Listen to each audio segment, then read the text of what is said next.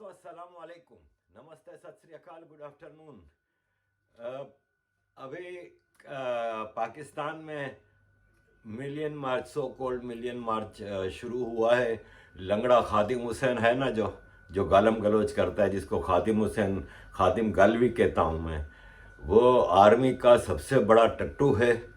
और जब मर्द आर्मी, जब पहले ज़माने में होता था ना कि जागीरदार लोग क्या करते थे कि किसी को सज़ा देनी होती थी तो उसके ऊपर कुत्ते छोड़ देते थे। तो हमारे जो फौजी हैं ना, इन्होंने ये मौलवियों को पाला हुआ है, तो ये मौलवियों को छोड़ देते हैं। इस वक्त इनका सबसे बड़ा जो है कुत्ता है ना, वो खादिम हुसैन गालवी है। तो ये इन्होंने, आपको याद होगा कि खादिम गालवी को इन्होंने छोड़ा था नवाज शरीफ के दौर में। नवाज शरीफ के दौर में नवाज शरीफ की हुकूमत को गिराने के लिए ये मुसलसल, इससे फैज़ाबाद इंटरचेंज है जो रावलपिंडी की तरफ रास्ता जाता है, उसके फैज़ाबाद इंटरचेंज पे इन्होंने धरना दिया था कई दिन तक, और फिर एक हंगामा मचा था और एक पूरी इंटरनेशनलाइज किया था, और पूरी पंजाब हुकूमत और फेडरल हुकूमत नवाज शरीफ की, इन दोनों को बिल्कुल पैरालाइज कर दिया था इस खादिम गालवी ने। और बाद में आपने देखा ही था, हिस्ट्री गवाह है कि फ़ौज ने उन लोगों को वहाँ से उठाया, उनसे एग्रीमेंट साइन किया और एग्रीमेंट पे सिग्नेचर किए थे। आज का जो आईएसआई का डीजी है जनरल फैज़, वो उस वक्त आईएसआई का डीजी नहीं था, उसने सिग्नेचर किए थे गालवी के साथ फिर जो एग्रीमेंट हुआ था। मतलब मजाक की इंतहा देखें इस बनाना रिपब्लिक में। और फौजी जनरल ने धरना देने वाले ये खादिम के जो टट्टू हैं ना, जो इसके कारकुन कहलाते हैं, जो दहशतगर्द हैं, उनको लिफाफे दिए थे 2-2 हज़ार रुपए के। ये सब चीज़ें ऑन रिकॉर्ड मौजूद हैं। कभी ऐसा नहीं होता, इस तरह के धरने देने वालों को, इलीगल धरने देने वालों को मारा जाता है, जेलों में डाला जाता है, एक रिपब्लिक्स में, एक गवर्नमेंट्स में। लेकिन बनाना रिपब्लिक में ऐसा नहीं होता, जहाँ पे फौज ऐसे ड्रामे करती रहती है।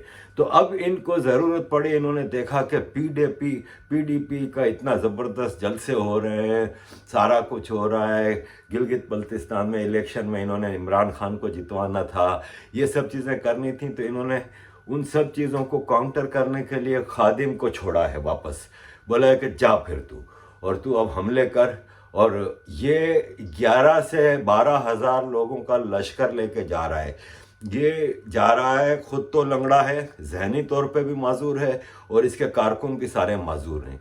मुझे तो बहुत गालियां आ रही हैं, इवन लंदन में कह रहे हैं तुम्हें छोड़ेंगे नहीं, मार डालेंगे। भरा पड़ा है इनके कारकुनों से। तो कारकुन तो मैं इनको नहीं कहता, इनको मैं टेररिस्ट कहता हूँ। तो ये जो टेररिस्टों का काफिला है इस वक्त फैज़ाबाद इंटरचेंज पे पहुंच चुका है, जहाँ पे पिछला धरना हुआ था नवाज शरीफ के दौर में। और अब वहाँ पे पहुंच के खादिम क्या कहता है, जरा ये देखिए। रैली कितने बजे निकलेगी, बंदे कितने होंगे, खत्म कितने तो आड़े प्यो दे बोल के 10 जने बैठ तो बड़े होते बैठन सारे, किसी का प्यो दादा काले पानी गया होवे, अंग्रेज दियां चूलियां करते रहे हो, साढ़े बुजुर्गों को फांसी दिवान लग्या। आज पाकिस्तान के मामे बढ़ते हो, साड़ी मर्जी जिथे कढ़िए, जिस टाइम खत्म करिए।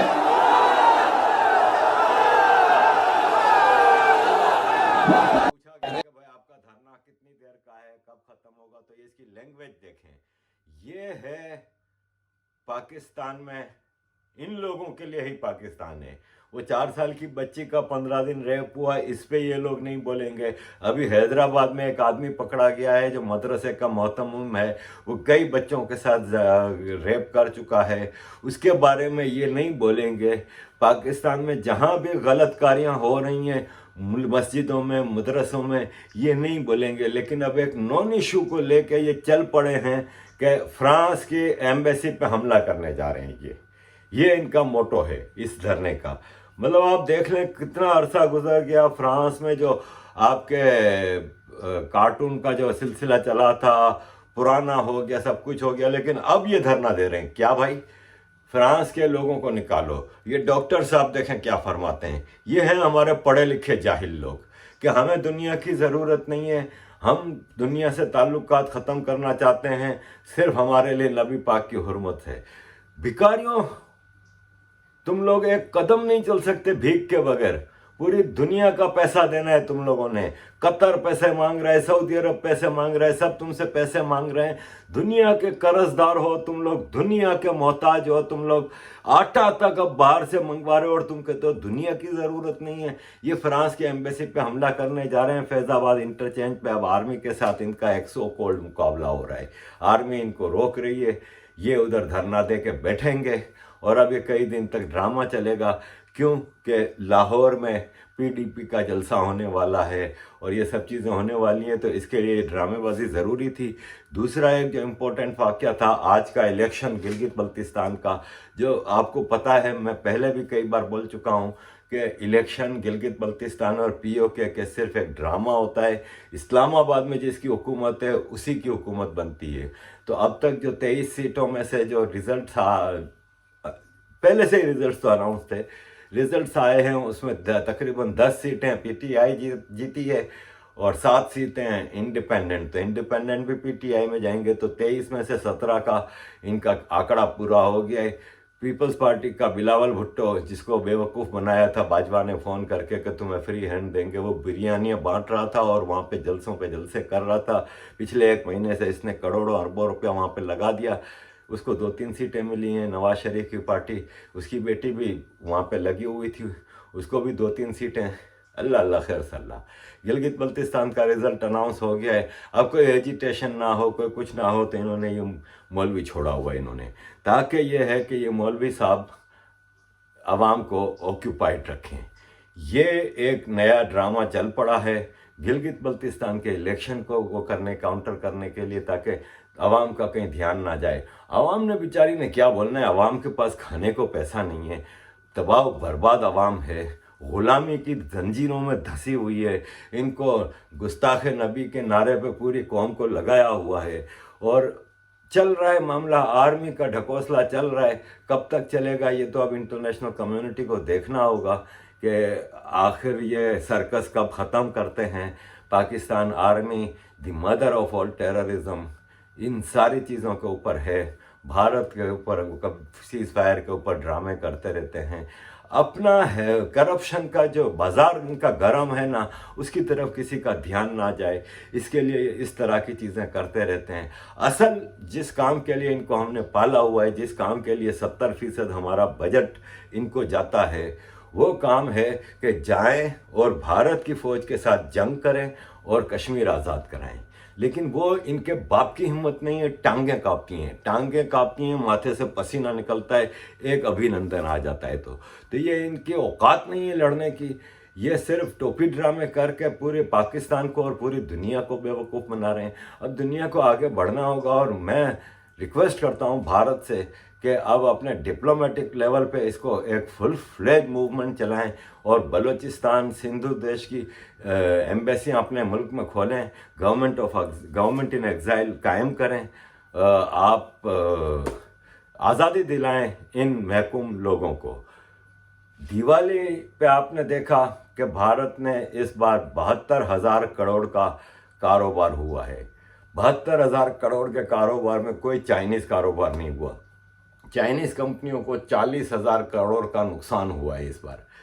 That's the power of a common man, that's the power of nationalism. Thank you very much भारतीयों, आपने बाइकआउट चाइना को इस बार दिवाली पे तो भरपूर बाइकआउट। मतलब दिवाली पे कई सालों से ये एक ट्रेंड चला था कि चाइना में ईद होती थी, दिवाली आ रही होती थी तो चाइना की फैक्ट्रियां 24 घंटे काम कर रही होती थी कि हमें पूरे इंडिया में दिए सप्लाई करने हैं, पटाखे सप्लाई करने हैं, और लोकल ट्रेडर बेचारा मरा हुआ पड़ा था। अब आप देखें कि इतना बड़ा ट्रेड टर्नओवर हुआ है जिससे लोकल स्मॉल बिजनेसेस को, सारे बिजनेसेस को भी फायदा हुआ है और आपके दुश्मन को नुकसान पहुंचा है। That's the power of nationalism. Continue it. Boycott China को उस हद तक पहुंचाएं कि आपको बगैर जंग लड़े आप चाइना का बाजा बजा रहे हैं। इस वक्त चाइना की मैया मर गई है, इनकी इकोनॉमी को ठप्पा बिठाना है, ये आप कर सकते हैं common Hindustani. Keep it up and thank you very much. साथ ही साथ मुझे 2-3 और चीज़ें की भी वो बात करनी थी।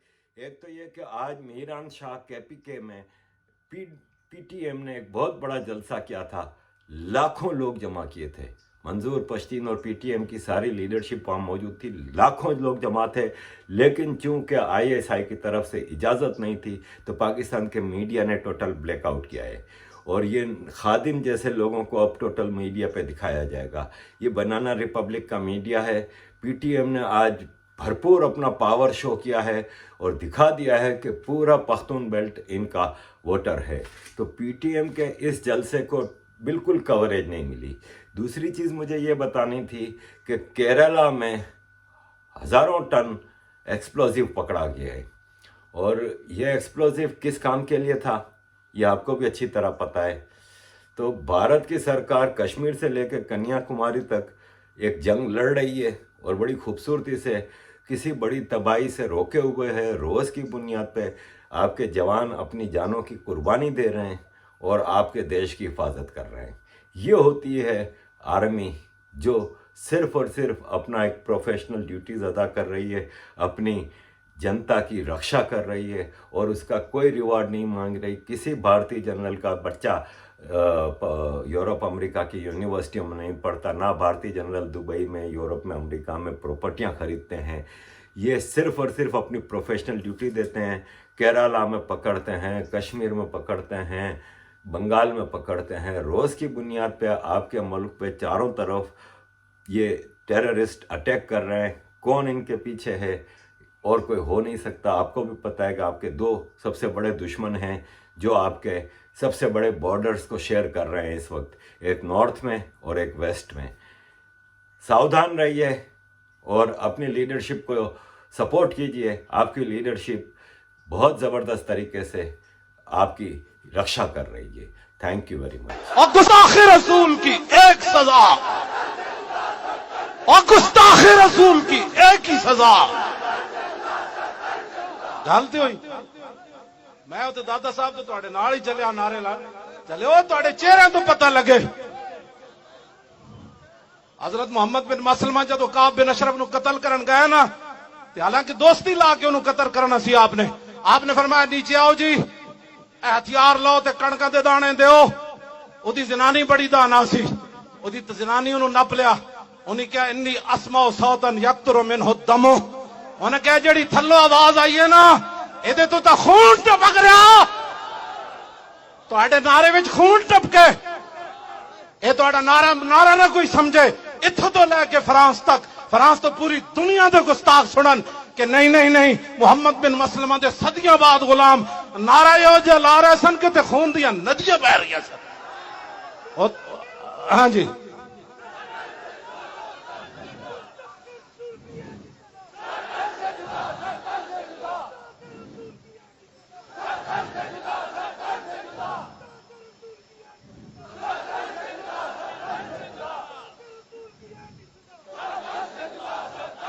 गुस्ताखे रसूल की एक ही सजा, गुस्ताखे रसूल की एक ही सजा। जितने ऊपर से ले आज फ्रांस ਤੁਹਾਨੂੰ चैलेंज कर रहा और 10 एटम बम क्यों रखा तुसी? ओ एटम बम बाहर कढो, बाहर कढो एटम बम नो। हाँ जी, और बाहर कढो एटम बम, ऐलान जिहाद करो और सारे मर जाइए। आज फ्रांस ਤੁਹਾਨੂੰ